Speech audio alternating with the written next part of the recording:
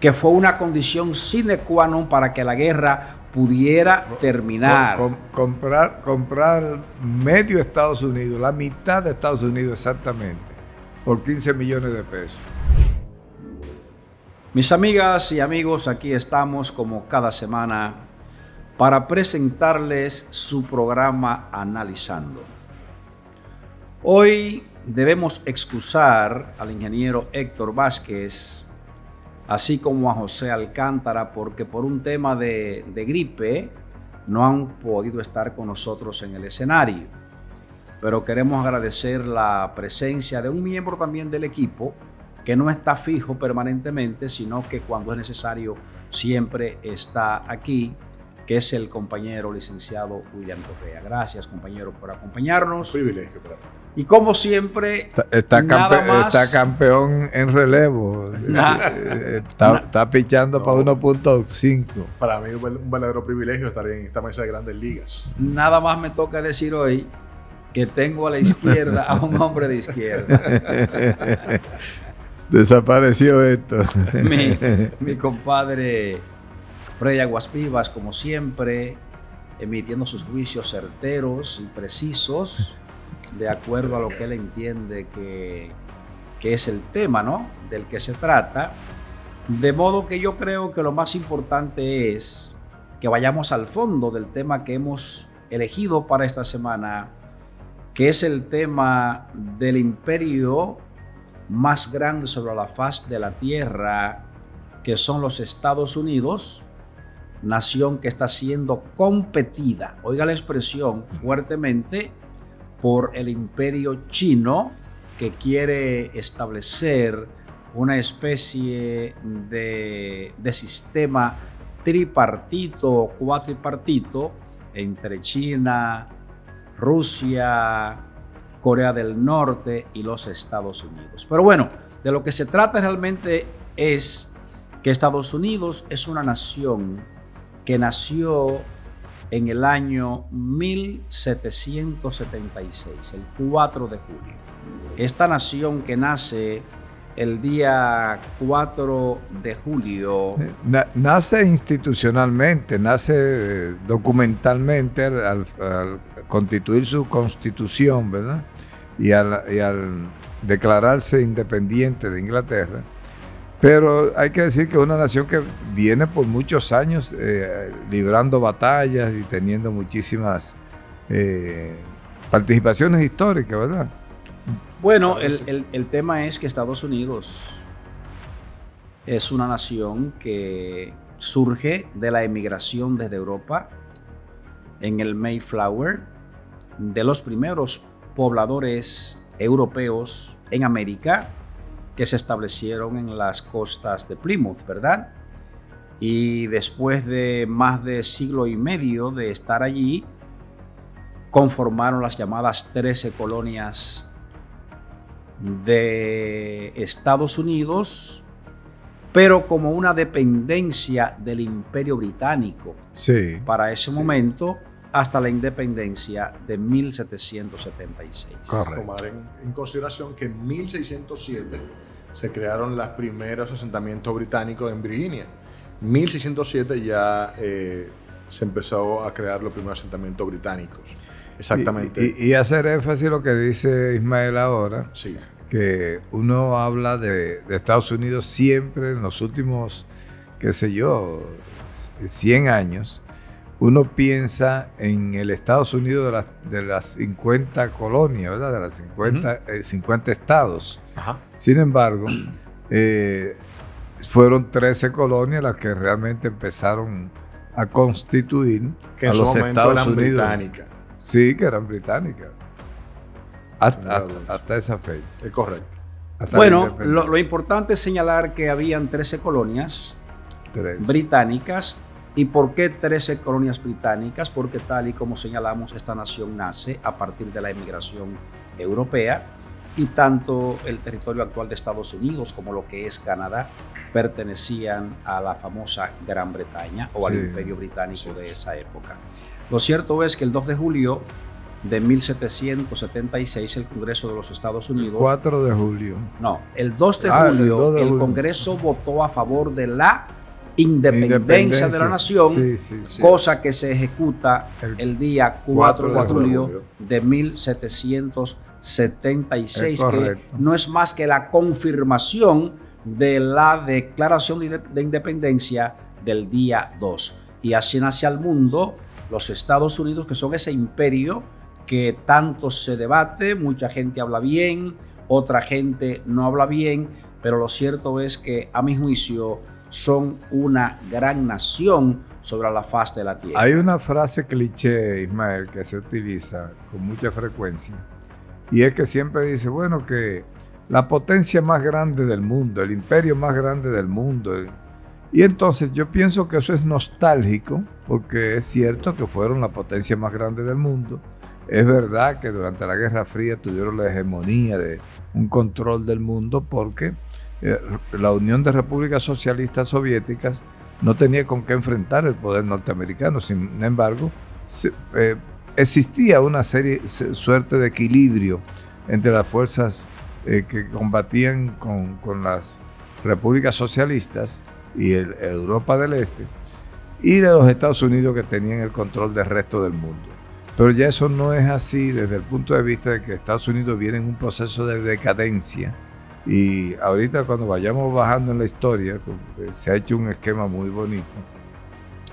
Nos vamos a chocar cuando entremos a la coyuntura, nos vamos a dar cuenta por qué el deterioro actual de la coyuntura política tiene mucho que ver con una trayectoria de declive que viene el imperio sufriendo, y entonces los grandes errores que se han cometido, y hemos visto cómo se va desluciendo lo que fue una gran potencia.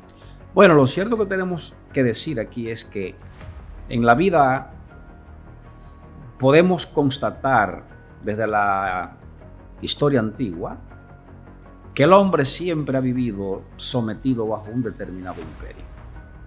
Número 2, los imperios no nacen y se quedan, los imperios nacen y desaparecen. Tienen un tiempo de vigencia. En el siglo XV nos encontramos nosotros con que las naciones de Europa competían también entre sí por el liderazgo. ¿Qué pasaba con Inglaterra? ¿Qué pasaba con Portugal? ¿Qué pasaba con Francia?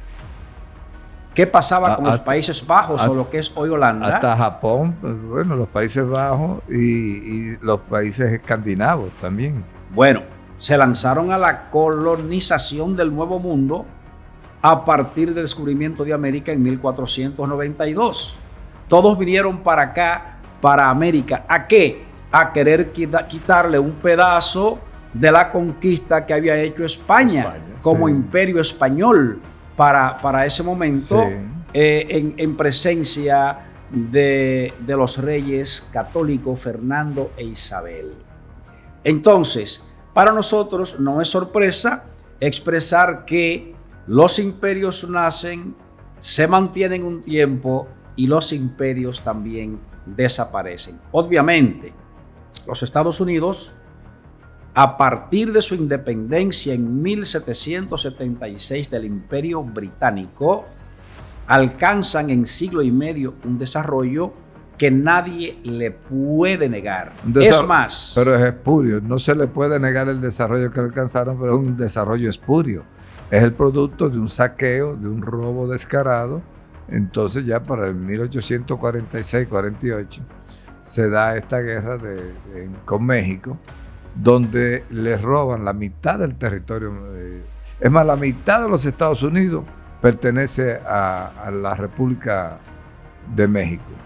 Bueno, ahí realmente fueron varios territorios, realmente el 46 y el 48, en esa guerra que hubo entre Estados Unidos y México, pero ciertamente no le podemos tampoco quitar el mérito a Estados Unidos de que su crecimiento ha sido en buena lid, en el sentido de que se ha invertido en I+D, de que se ha invertido, robándole se ha territorio hecho a los vecinos, eso no es buena lid. Lo que pasa es que en ese momento, en el momento histórico del que estamos hablando, no era nada extraño. Y yo sé de paso, lo primero que le robaron fue a los indígenas. si vamos a eso. Sí, que no fue en claro. buena lid, Que los fue españoles. un robo. O sea, entonces, si nos vamos a eso, tenemos que retrotraernos a esa fecha. Entonces, perfectamente le entiendo la parte de que sí, le usufructuaron mucho territorio a México.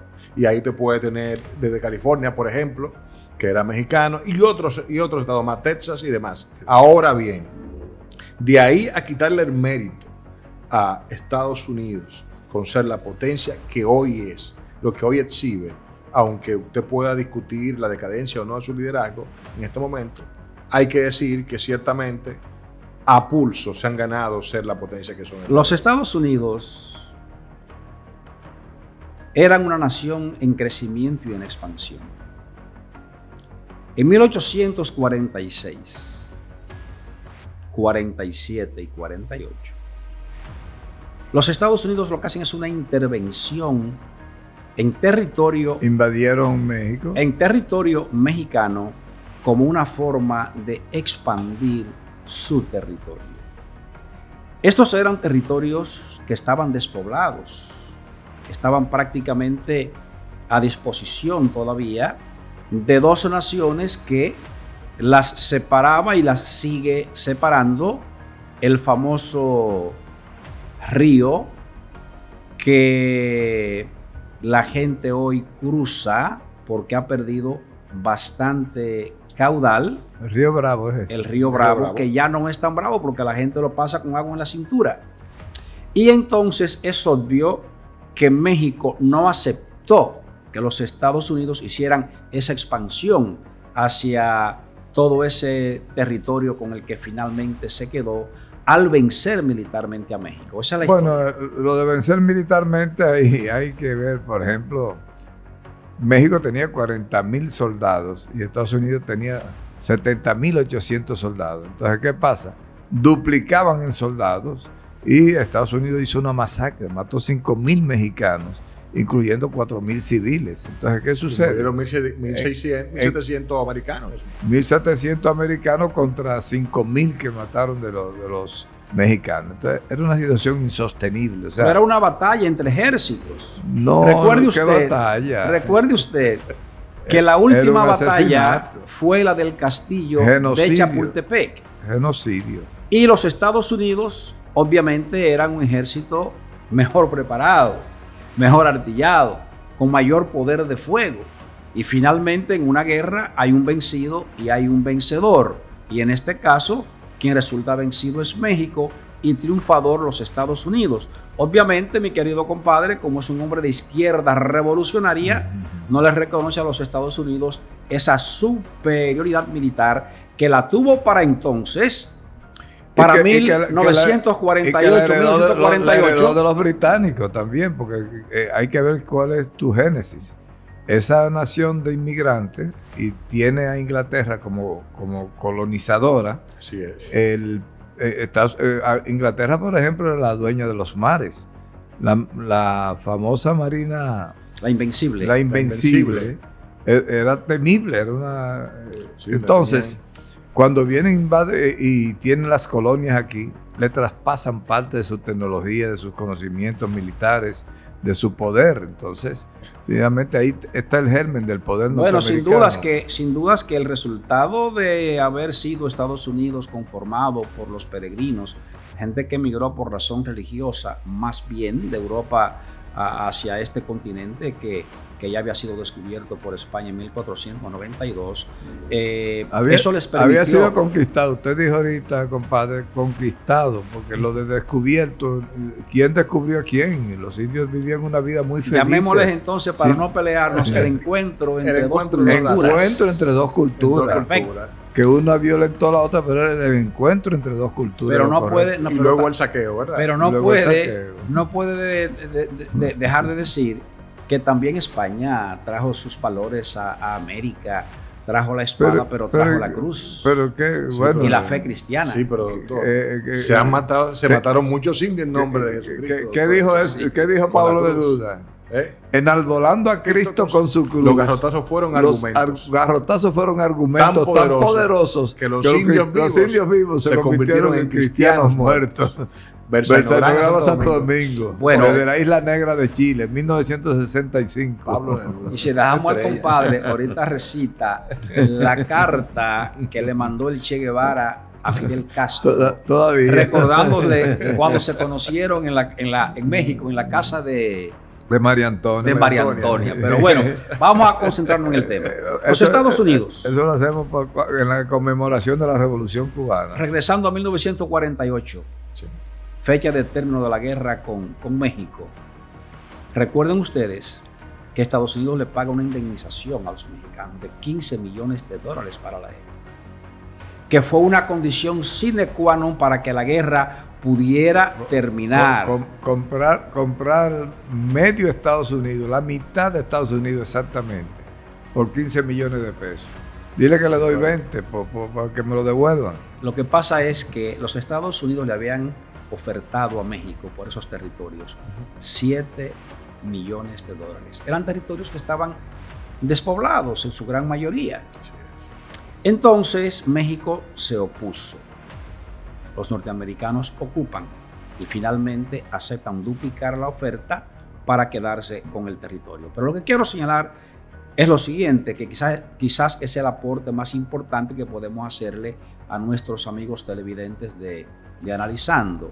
Y es que esa nación, como todo imperio, tienen que tomar acciones determinadas y de fuerza en un momento determinado, se convirtieron a partir de la Segunda Guerra Mundial, al término de la Segunda Guerra Mundial, en 1945, los Estados Unidos inician un proceso de fortalecimiento económico y se convierten en la primera potencia mundial. Esa es la realidad. Ahora bien, si el señor director fuera tan amable, me gustaría que viéramos brevemente un video que nos presenta una visión de cómo se fundan los Estados Unidos. Adelante, señor director.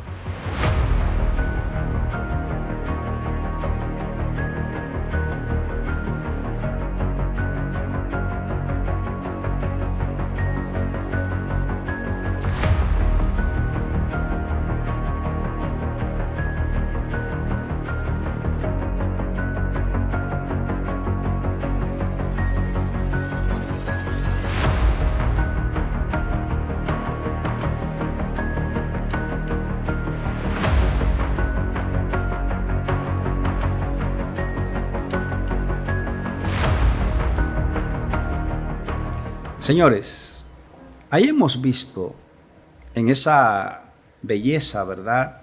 Es escenográfica, cómo los Estados Unidos desde 1790, con 4 millones de habitantes, al 2020, con 309 millones de habitantes. Él se emociona hablando de sus Estados Unidos y su crecimiento. Y su... Si me permite terminar la idea. Él se emociona, tú lo ves emocionado. Si me permite. Eso es saqueando a la tierra, saqueando a las naciones. Pero bien, si me permite. Se va a Irak y se roba todo el petróleo de gas, se roba el de Afganistán, se roba el de Siria. Y entonces ese crecimiento es el producto directo de un saqueo a las naciones pobres, a las naciones más débiles. Es que mi compadre, con todo el respeto, es un irreverente. Es un irreverente frente al imperio. Mire, la grandeza de la nación norteamericana consiste en que pudo lograr un desarrollo fundamentado en su alto nivel de ingreso per cápita, es decir, de su ingreso económico a sus habitantes, porque fue un país que se industrializó grandemente. Es un país que tuvo a bien hacer infraestructura para el desarrollo, una plataforma para soportar el capital y para soportar el desarrollo económico. Entonces, el sistema educativo de los Estados Unidos llegó a tener una calidad tal que formaba a los mejores técnicos y científicos del mundo. Desarrollan la medicina, desarrollan la minería, desarrollan la industria, desarrollan el comercio y por eso se convierten en la primera potencia mundial. Que eso a uno que haya estudiado marxismo le choque, yo lo puedo entender, pero debo decir que la grandeza de los Estados Unidos está fundamentada en todos estos elementos que yo he citado. Pero que hay que señalar también, doctor, que este crecimiento pudo haber sido mayor. Esto evidentemente se da así sin calcular el impacto de las guerras. Sí, pero recuerden que, por ejemplo, de 61 al 65, en la guerra civil, ¿cuántos mueren? ¿Cuántos estadounidenses mueren? En Vietnam y en otras guerras que ha participado Estados Unidos, donde evidentemente también hay una limitación en el crecimiento de la población.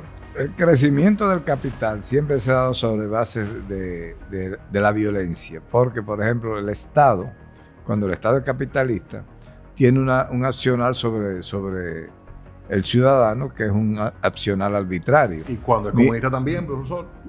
Bueno, no. Mira buenísimo. qué pasa. Los estados de mayor industrialización son esos estados que le robaron a México, donde se ha desarrollado, por ejemplo, California y estas zonas. Hay ese desarrollo, compadre, que usted señalaba ahorita, que es cierto, pero es sobre la base, como te digo, de la utilización de la violencia por parte del Estado. Por eso en los regímenes capitalistas el Estado tiene el monopolio de la violencia, y eso es lo que permite ese crecimiento, esa expansión. Es el producto directo de la utilización de los recursos que tienen otras naciones y que son conquistadas por los norteamericanos. Porque, por ejemplo, tú dices, bueno, se metieron en Libia y mataron en Libia a Omar Gaddafi. Entonces tú ve a buscar la gran cantidad de petróleo. Es más, Libia tenía 20 mil millones de dólares en depósitos financieros que tú haces en diferentes... Y los Estados Unidos cogieron y los repartieron esos 20 mil. Lo que pasa es que cuando los Estados Unidos, usted señala que han ido ya a hacer eso a otras tierras, es porque ya eran un país convertido en un imperio. Ahora, ¿por qué ese país se convierte en un imperio? Se convierte en un imperio primero por su vasta extensión territorial. Número 2, por las grandes riquezas que concentran sus tierras. Número 3, por la unificación de un sistema legal donde el respeto a la ley y al orden ha sido fundamental en los Estados Unidos, y eso hizo que muchos capitales de Europa y de Asia comenzaran a fluir hacia los Estados Unidos. Si esas fueron las premisas, compadre, si esas fueron las premisas, Brasil tiene tanto territorio como Estados Unidos, mucho más. ¿Qué pasa? Brasil podría haber actuado como un imperio y empieza a anexarse esas provincias, esos países que le quedan. Uruguay es un pedacito de país, hasta Paraguay es un pedacito de país, Argentina es grande y Venezuela es grande, pero tú tienes ahí que tú tienes Ecuador, tú tienes. Lo que pasa, compadre, es que Brasil, que tiene un gran territorio en el continente americano, enorme, el más grande, enorme, muchas riquezas naturales. Pero bien, recuerde que en términos históricos, y a mí me gusta mencionar mucho la historia para fundamentar mis ideas. Mire, cuando se fue a trazar la división hecha por el Papa de la Iglesia Católica sobre los reinados que había, España tenía 2 virreinados en el continente latinoamericano o hispanoamericano: el de México y el del Brasil. Sí. La bula papal le arrancó a España todo ese territorio que es Brasil cuando se hizo el trazo sobre el paralelo. Esos territorios le fueron entregados a un país europeo atrasado, que era ¿quién? Portugal. Entonces, Portugal sigue siendo un país atrasado junto a España, sí, hoy todavía. España era atrasado también y sigue siendo. Pero era un imperio marítimo, porque Carlos V, recuerde usted, llegó a ser un rey tan poderoso, un rey español, que gobernó a las más importantes naciones de Europa en su momento histórico. Planteaba el profesor Juan Bosch, creo que lo tiene en Composición Social Dominicana, pero varias veces lo ha escrito, lo escribió. Planteaba que si España, en vez de coger el oro que llegaba en bruto y lo disparaba para Suiza, hubiese procesado el oro adquiría un verdadero valor extraordinario cuando era procesado y convertido en prendas. Pero cuando tú coges el lingote de oro en bruto y lo mandas, Suiza se hizo el país más especializado en el procesamiento de joyas. Ahora, ¿qué pasa?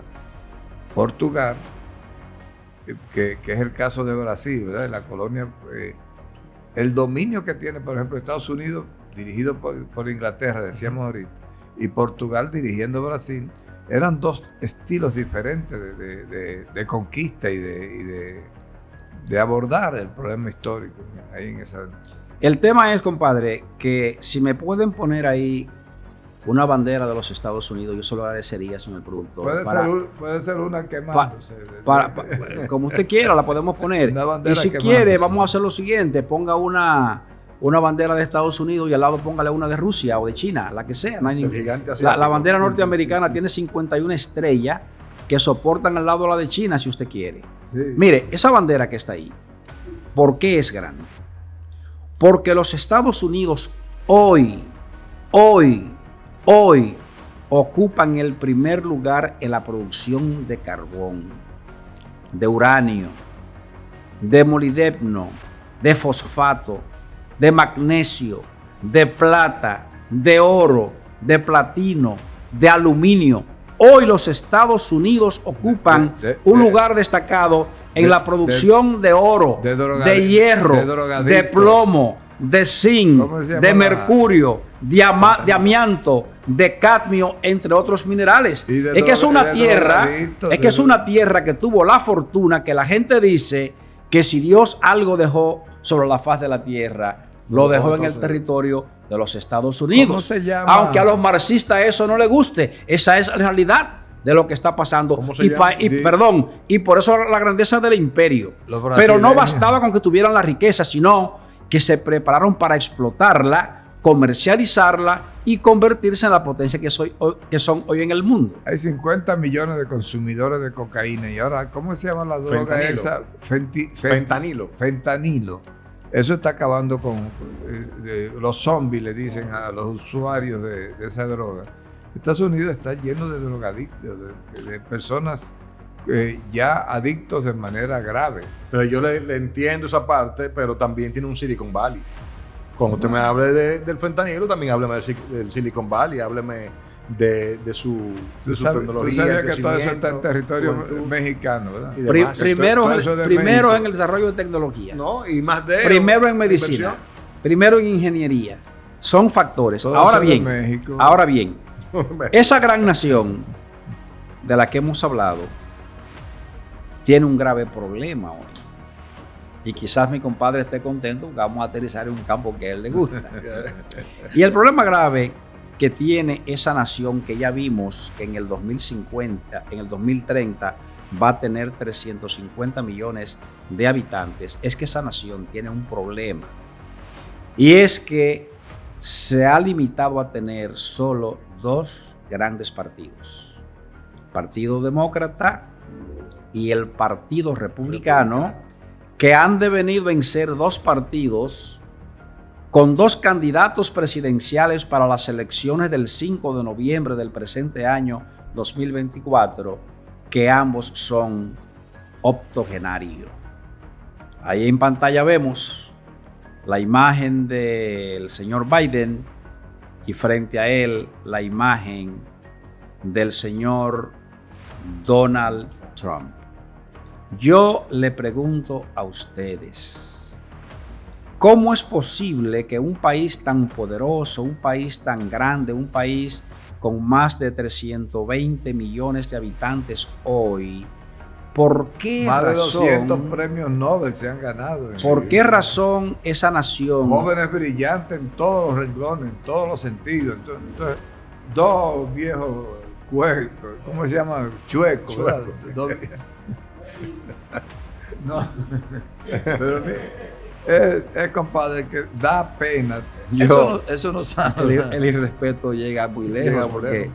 ¿Cómo le dice al presidente? No, de Estados Unidos? no, yo me refiero al canal que yo oí por ahí que ofendieron a todos los productores aquí. No, pero lo elevaron a nivel de presidencial. Es uno presidente y el otro es presidente de Estados Unidos, de la potencia del mundo. Lo estás diciendo bien. Yo ahí dije No, que pero doctor, pero llevarlo a nivel de presidente. ha puesto a Ismael y a Freddy en la edad de Donald Trump y del presidente Biden. Pero sin embargo, muy lejos todavía, gracias a Dios, ¿no? Pero bueno, llegaremos ahí, si Dios quiere. Ojalá y lleguemos. Yo lo tomé por otro nivel. Dije, bueno, presidente y expresidente de Estados Unidos. A ese nivel. No, pero mira, ciertamente uno, como dice el meme, uno se ríe, pero es verdad. Sí, ciertamente. El hecho de que el liderazgo norteamericano haya llegado a un nivel que la medición final en el principal proceso democrático que se celebra en la humanidad, que es el de los Estados Unidos, tú tengas que enfrentar dos personas de las cuales ambas tienen carencias de algún tipo de estabilidad emocional. Ese Donald Trump es una persona capaz de hacer cualquier tipo de... O sea, su estilo, y es una persona que ya en una edad avanzada, Joe Biden. Irreverente además, porque con el asalto del Capitolio Donald Trump dijo lo que era. Solamente con el asalto del Capitolio tú tienes para comer igualdad. En 200 años nunca se había hecho un atentado contra la democracia de tal magnitud. Y ese señor encabezó unas huestes para hacer ese tipo de... Entonces, por un señor ya con 80 años y el otro con 83 años, es una senil con episodios ya de amnesia, de olvido, bueno, no califica para... ¿Cómo tú me explicas a mí que habiendo tantos jóvenes, tú te vas a ese Congreso norteamericano y tú te vas a esos gobernadores y hay una cantidad enorme de personas brillantes esperando turno? Entonces, estos dos viejos tienen estancado el proceso de renovación y cambio en el que los partidos que tú mencionas, tanto el republicano como el partido... Y deberían llevarse, porque por ejemplo, Trudeau en Canadá hizo el crossover, es que ustedes le dicen en inglés, ¿verdad? Y lo hizo Macron en Francia. Han ido diciendo, y lo hizo este muchacho, el Pedro Sánchez en España. Han hecho un crossover, han logrado superar unos partidos anquilosados y cayéndose. Lo han modernizado, le han dado un andamiaje moderno. Y entonces tú tienes un partido ahí usando tecnología moderna. ¿Por qué no vemos un video que explica las razones por las cuales hay solo dos partidos mayoritarios o partidos grandes en los Estados Unidos? ¿Por qué no lo vemos eso? Vamos a ver, señor director, para ver si podemos entender, porque eso es importante. Una nación tan poderosa y tan grande, en República Dominicana hay 32 partidos políticos. Y creciendo, 34 bien. Y se mencionan, y participan, y la gente los conoce por su nombre, a la gran mayoría. Es un negocito bueno. Y hay muchos partidos insignificantes. Sin embargo, eso no pasa en los Estados Unidos. Hemos visto las razones históricas por las cuales en Estados Unidos hay dos grandes partidos. A mi juicio, parecería que tuvo mucha razón la guerra civil de los Estados Unidos, porque esa guerra de 1861 y que se prolongó hasta 1865 hizo que entre el norte y el sur hubiera una división del pensamiento, es decir, los esclavistas y los que pensaban en la liberación de los esclavos. Hubo una escisión en el pensamiento que ubicó a los republicanos y que ubicó a los demócratas como tales. Eso es correcto. Pero hay otro elemento también, William y Freddy, que ha influido en Estados Unidos, que es que allá se gana la presidencia por mayoría simple. Es decir, no hay el requerimiento de una votación determinada, un mínimo determinado, como por ejemplo en República Dominicana, que es la mitad más uno en la primera vuelta para poder ser presidente. Allá hay una sola vuelta y el que sacó más votos, aunque sea uno más, automáticamente ganó. Por eso a la gente Nada más que mira dos partidos, los dos que estén más fuertes, o estoy en uno o en otro, pero no buscan otro refuerzo. Adicional a Pero eso. ojo, solamente que me quede como para aclarar, aunque se llama mayoría simple, es un poquito más complicado. No es por el voto popular. Muchas veces allá tienen un sistema diferente que tiene que ver con los superdelegados. Sí. Los delegados son los que determinan quién gana o no una elección. No, usted puede ser tal vez el candidato más popular y no necesariamente ganar la elección. Bueno, 2.800 votos son los que determinan quién es el presidente de Estados Unidos. Exacto. Porque hay un sistema, como tú dices, que es un sistema un poquito complicado. Es Cada correcto. estado tiene una cantidad de delegados a partir de la cantidad de habitantes que tiene el estado. Correctísimo. Y entonces se procura ganar los delegados de un estado. Y tú con la mayoría simple te ganas los delegados de un estado. Si son 12 delegados, 8 Perfecto. delegados, 15 delegados, tú te los ganas con la... sí. Sin embargo, por ejemplo, perdón, con Donald Trump, perdón. Hillary Clinton sacó Exacto. mucho más votos, 4 millones de votos populares más. Pero perdió por los Perdió superdelegados. los superdelegados. Bien. Cuando yo tenía apenas unos 24, 25 años, asistí a un curso en los Estados Unidos para entender el sistema electoral norteamericano. Porque yo me preguntaba si ganan por delegados, cómo uno conquista o se gana a esos delegados. Y aunque aparenta que es complejo, el sistema es simple. Lo que pasa es que, como explicaba mi compadre Freddy, el sistema de delegados no es más que la asignación a cada estado en función de su población de una determinada cantidad de delegados. Por tanto, si usted gana en los estados que le dan una mayoría de delegados cuando usted suma cada estado, pero usted tiene que ganar mediante el voto cada estado Claro para poder tener cada a esos para delegados. poder ganar esos delegados. Me está entendiendo. Para evitar que la gente que nos escucha se confunda y diga, pero bueno, ¿y cómo esos partidos consiguen a los delegados? No. Es que hay que ganar por votación uninominal de cada ciudadano norteamericano, cada estado de la Unión. Y en función de que usted gane la mayor cantidad de estados que le permitan tener los delegados necesarios, aunque el otro gane en estado que sumando los votos sean más numéricamente, Como el caso de Hillary y Trump, que se dio perfecto. recientemente. Perfecto. Entonces, es eso lo que ocurre. Pero es un sistema político que ellos se dieron y es un sistema que tiene que ver con un país que ha impuesto muchas categorías. Porque probablemente Freddy ha olvidado que su amigo Putin es presidente de Rusia. Por el 87% de las votaciones populares. 87%. Putin es presidente de la de Rusia. De Rusia. Gracias a que el único país del mundo que creó la figura presidencial fueron los Estados Unidos de Norteamérica. Porque en toda Europa, antes de que el imperio se conformara como tal, lo que existían eran los reyes y los monarcas. El sistema monárquico era lo que existía en el mundo. El sistema presidencial, quienes lo imponen como categoría histórica en el mundo, fueron los Estados Unidos de Norteamérica. O sea que esa nación, aunque a Freddy no le guste, va adelante, como dice el pueblo, en muchos aspectos. Yo tengo una inquietud, no sé si tú que estudiaste eso. Yo digo, bueno, en California hay 25 votos electorales para ganar el que gana California tiene 25 votos. Florida tiene creo que 12 o 13 votos. Ahora, ¿qué pasa? Esos delegados tienen nombre y apellido. Lo que pasa es que están ahí y ganó el demócrata, se van para el demócrata. Exacto.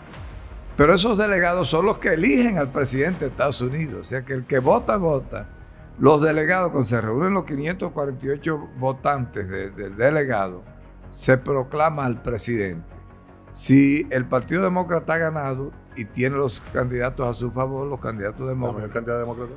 Los candidatos cuando están ahí en esa posición en la asamblea electora, ahí es que se elige el presidente. No pueden cambiar su voto, no pueden dar un voto diferente. No, lo que pasa es que recuérdense que cada una de esos candidatos, previamente, la asamblea, casualmente, de cada uno de los partidos, elige su candidato presidencial, al que finalmente proclamarían los delegados cuando ganen o no, o pierden, ¿verdad? Sí. Por el caso, por ejemplo, de Donald Trump. Donald Trump, que por ejemplo, creo que el día de hoy, sábado, va a ser proclamado, por ejemplo, como el candidato oficial de los republicanos. Entonces, ya que fue el candidato de este grupo, usted no puede después de buscar otro candidato. En Baní dicen, va a ser el candidato en Tanganita.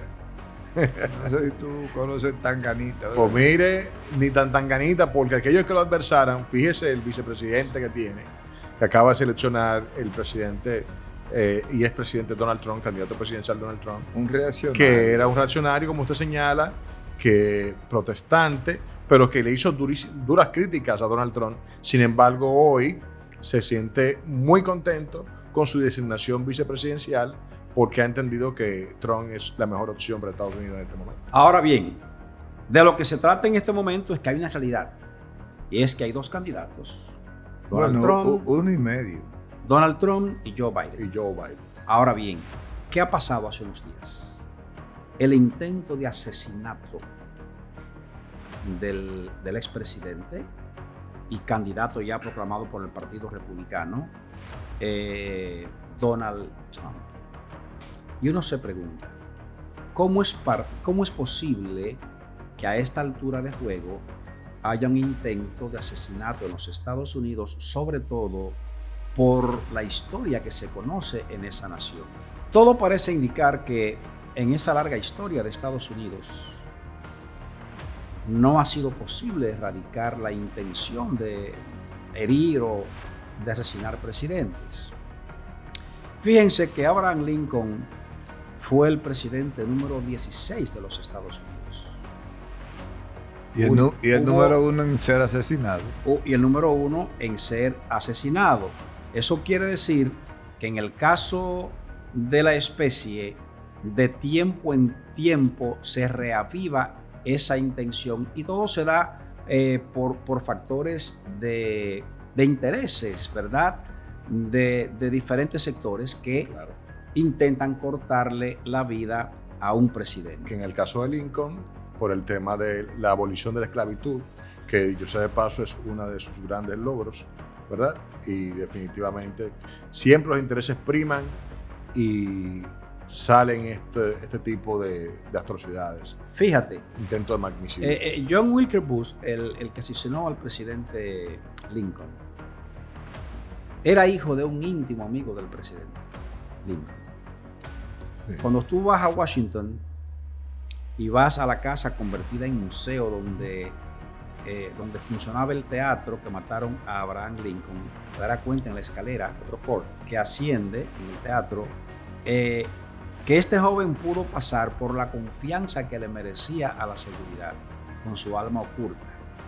Ahora bien, el atentado contra el presidente, el candidato presidencial y expresidente, ¿verdad?, de los Estados Unidos, Donald Trump, sí que tiene algo de especial porque ese intento de asesinato es prácticamente por un niño, un muchacho de 20 años apenas, que utiliza un arma de su padre para hacer eso. Fuera bueno que viéramos qué aconteció ese día para que nuestros amigos puedan tener una imagen más terminada. Adelante, señor director. Take a look at what happened.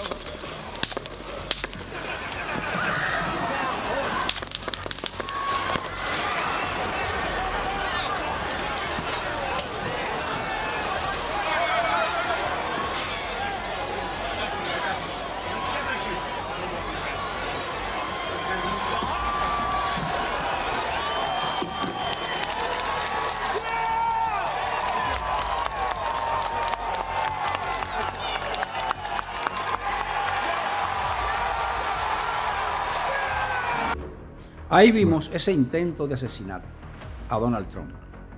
48 horas después de haber sido proclamado como candidato y preparado para ir a la convención de ratificación finalmente. ¿Qué Así ustedes piensan que motivó a este joven a hacer ese intento de asesinato contra el presidente Donald Trump? El Maximiliano Gómez el Moreno, líder de izquierda dominicano, tenía una frase muy emblemática en él. Muy de él. Él decía, hay que tener la desconfianza sana en todo el mundazo. A todo el mundo hay que tener una desconfianza sana. De bueno, yo creo en ti, yo creo... Y siempre hay que tener, porque mira qué pasa, Ismael. No dice ese resumen de la cantidad de atentados que ha habido a presidentes norteamericanos. No dice que una gran parte se ha podido determinar que son las acciones de grandes empresas que se mueven en el establishment norteamericano y que entonces ellos no permiten que se actúe en contra de sus intereses. La industria armamentista ha matado 5 o 6 presidentes norteamericanos sencillamente porque ellos no aceptan que le toquen. La Asociación del Rifle de Estados Unidos es un poder detrás del trono. En Estados Unidos hay unas reglas de juego. Usted que es el presidente de Estados Unidos, usted se equivocó.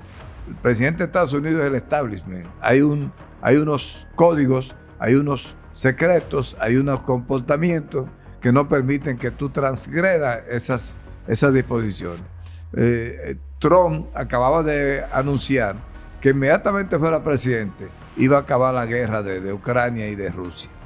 Ya, la cantidad de negocios que se han hecho con esa guerra de Rusia y Ucrania es una cantidad tan voluminosa que no es posible ya seguirle la ¿No habrán cuenta. elementos internacionales involucrados en ese intento de asesinato como Irán o Irak? Porque probablemente. Se habla mucho de manos internacionales. Pero ciertamente yo creo que las manos más poderosas están internamente. Internamente. Estamos hablando de un joven de 20 años, incluso que estaba registrado como republicano, que había aportado también al partido demócrata como 15 o 12 dólares, algo insignificante. $15. Pero estamos hablando de un joven de 20 años y que ciertamente esto también manda 3 mensajes, doctor. Primero, el uso de las armas y la facilidad que tienen los jóvenes o cualquier persona de tener un arma de alto calibre. Perdón, en este caso era un arma del padre, que según las investigaciones, el papá tiene 20 armas registradas a su nombre. Imagínese. Oiga eso. 20 armas registradas a su nombre. Imagino que para una pequeña guerra cogió el padre. R-15, que es un fusil muy efectivo y coge 1 kilómetro sin problema. Un rifle de guerra. Claro, un rifle de guerra. 2, también puso de manifiesto la debilidad del servicio secreto con los cambios que se han estado realizando. Ahí es que está. Porque debilidad no, la complicidad del servicio secreto. Yo lo estipulo más como una complicidad. Bueno, que como una debilidad. Están en investigación, dicho sea de paso, llamado por el Congreso. Ismael, un techo a tiro de jeep para matar al presidente. Y nadie lo quiso. 150 no metros quiso autorizar. Nadie lo ya tenía 3 minutos pidiendo autorización. La gente le dijo a la policía, hay un hombre subiendo con un arma ahí para el techo. Pero además de eso, pidiendo autorización a tiro. Miren en pantalla. Y no lo permitieron. Miren en pantalla el rostro de este joven que disparó al presidente Trump y que milagrosamente, al instante de la bala alcanzarlo, milagrosamente, una obra de Dios parece que fue, vira la cabeza. Eso dijo Trump. Y el zumbido de la bala le roza, le hiere la oreja, comienza a sangrar el presidente. Cuando se pone la mano, que se da cuenta, se tira al suelo y es ahí cuando actúa el servicio secreto. Obviamente hay un descuido. Fíjese que escogieron un pueblito de Pensilvania pequeño, sin mucho impacto, que es el pueblito de Butler, allá en el estado de Pensilvania, para que esto ocurriese. La verdad es que, como en una nación del tamaño de los Estados Unidos, con el nivel de seguridad que debe andar un expresidente de los Estados Unidos y candidato, y que eso se descuidara de esa manera, no lo entiendo, Freddy. Porque hay una acción que yo, desde mi punto de vista, yo no creo en coincidencia. ¿Por qué? Cuando se mueven tantos y grandes intereses de esa magnitud, tú todo lo tienes que poner bajo sospecha. tú tienes que investigar lo que tú decías ahorita. Hay que investigar lo que pasó realmente. ¿Qué pasó con ese servicio secreto que no hizo nada para impedir que el atentado ocurriera? Y peor que eso, Había falla un tan grave como... francotirador 3 minutos pidiendo autorización para eliminarlo y no le dieron autorización. No, y súmale a eso que después que pasa el atentado, le permiten a su escoltado levantarse, incorporarse, sacar la cabeza y quedar protegido. Subir su segundo tirador. No Claro. estuviese contándolo a Trump. Es que es lo que se estila. ese servicio secreto está para arroparlo y sacarlo de ahí, quiera Sacarlo él o sin- no quiera. Es que automáticamente en un atentado el dignatario no tiene ya control. No, el control no. es del servicio Ni el secreto. presidente de Estados Unidos, tú para agarrarlo y estrellarlo y tirarlo Lo que usted abajo quiera de un camión. es salvando una- de su vida. Tú tienes que salvarle la vida y no importa lo que haya que hacer. Ahora para bien, salvarlo. que hay un elemento que no podemos dejar de lado: la democracia, país democrático. Qué bueno que, a diferencia de Rusia, que se mete presos a los opositores, Pero- que se asesinan los pero, opositores, oye, ¿por dónde va el que se le da compadre? cárcel a los opositores en Estados Rusia, Unidos. Putin sacó el 87% de los votos de Perfecto. de millones, millones, 29 asesinando millones. a Navalny, así es fácil. No, Ahora bien, no era necesario. ahora bien, ¿qué es lo que nosotros deberíamos hacer al concluir este programa?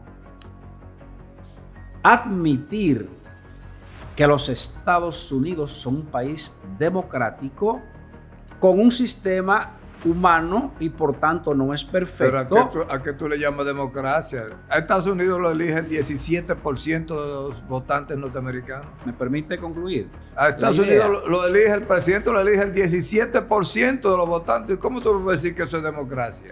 Y que eso es mayoría. ¿Usted me permite concluir mi idea?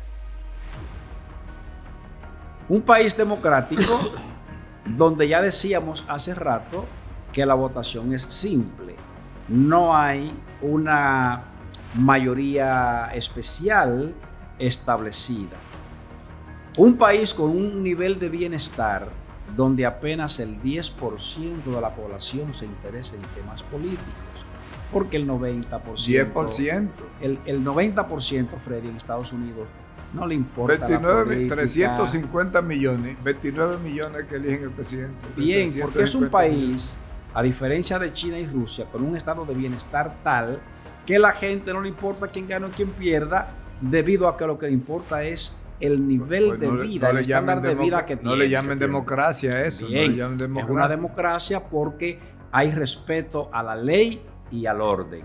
De todas maneras, vamos a desear que el presidente Trump o que el presidente Biden, cualesquiera que sea por el que el pueblo norteamericano vote, que Dios los guíe El próximo para que sábado, puedan seguir el próximo sábado, conduciendo. Biden no es candidato de los demócratas. bien. Yo creo que Entonces, continúa. Anótenlo ahí. Entonces, yo creo que llegó el momento en que estamos obligados a concluir.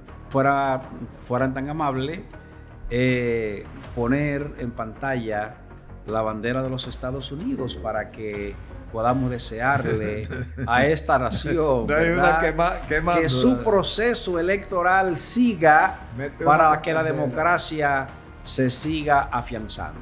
Amigos y amigas, una vez más les reiteramos las gracias por haber estado con nosotros y será pues hasta la próxima semana cuando estaremos haciéndole entrega de una versión más de Analizando de forma democrática.